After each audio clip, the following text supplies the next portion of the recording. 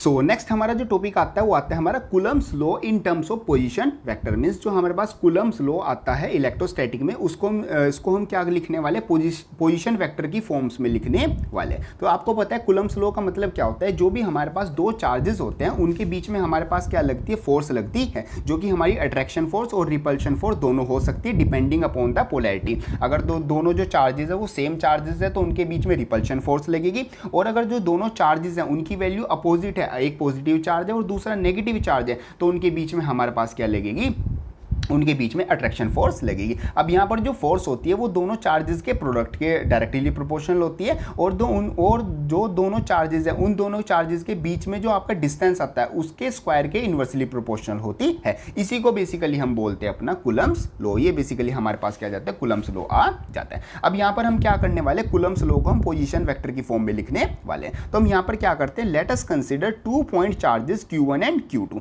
आपको एग्जामिनेशन में आपको इस तरीके से लिखना है, इस तरीके से आप डेरिवेशन करोगे तभी आपको फुल मार्क्स क्या होंगे, अलॉट होंगे।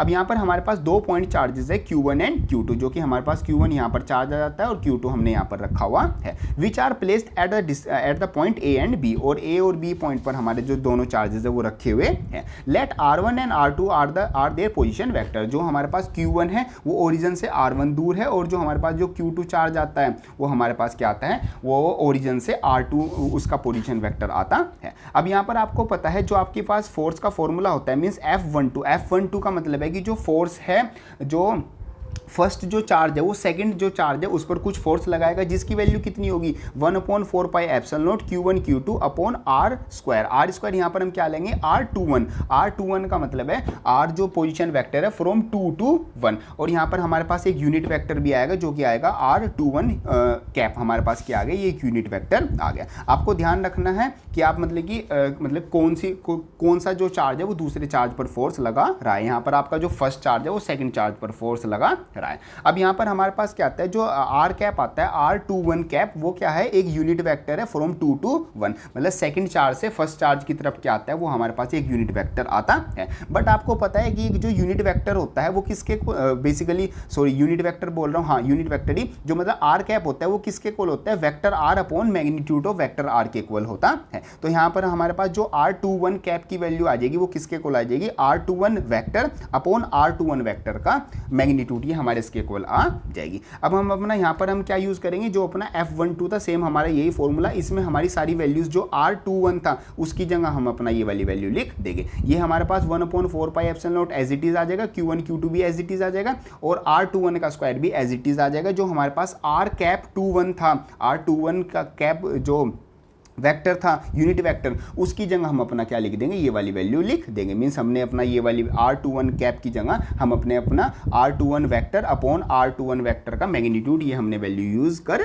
ली। अब यहाँ पर अपना F12 तो एज इट इज आ जाएगा, Q1 Q2 upon 4 pi epsilon naught as it is, और R21 भी अपनी जगह एज इट इज आ जाएगा। और नीचे ये दोनों जो वैल्यूज हैं R21 का स्क्वायर इंटू R21 का मैग्नीट्यूड, ये दोनों मल्टीप्लाई होकर क्या बन जाएंगे, ये क्यूब बन जाएंगे। यहाँ पर अपना दोनों की मल्टीप्लाई होकर नीचे आ जाएगा हमारा R21 का क्यूब, ये हमारे पास वैल्यू आ जाएगी। अब हम अपना यहाँ पर यूज करते हैं यूजिंग वेक्टर एडिशन। हम अपना यहाँ पर वेक्टर एडिशन करेंगे, जैसे हमारे पास यहाँ पर क्या बना हुआ है, इस तरीके से हमारे पास एक चार्ज है और इस तरीके से हमारे पास दूसरा चार्ज आता है, और ये आपस में इस तरीके से कनेक्ट आते हैं। ये हमारे पास Q1 चार्ज था, ये हमारे पास Q2 चार्ज था, और ये हमारे पास ओरिजिन आता है। ये हमारे पास R1 और ये हमारे पास R2, और ये बेसिकली क्या बन जाएगा, R बन जाएगा। तो अगर हम यहाँ पर देखें, जो ये R2 है और जो ये हमारे पास क्या आता है R1 से लेके 2 तक आता है, ये दोनों मान ऐसे सेम डायरेक्शन में, ये किसके इक्वल होंगे, ये इस R1 के इक्वल हमारे होंगे। मींस जो R2 होगा और प्लस में मैं ये R12 लगाऊंगा दोनों को, और प्लस करके किसके इक्वल आएगा, ये हमने यहाँ पर यूज किया अपना ट्रायंगल लॉ यूज करने के बाद हमारे पास ये वैल्यू आएगी।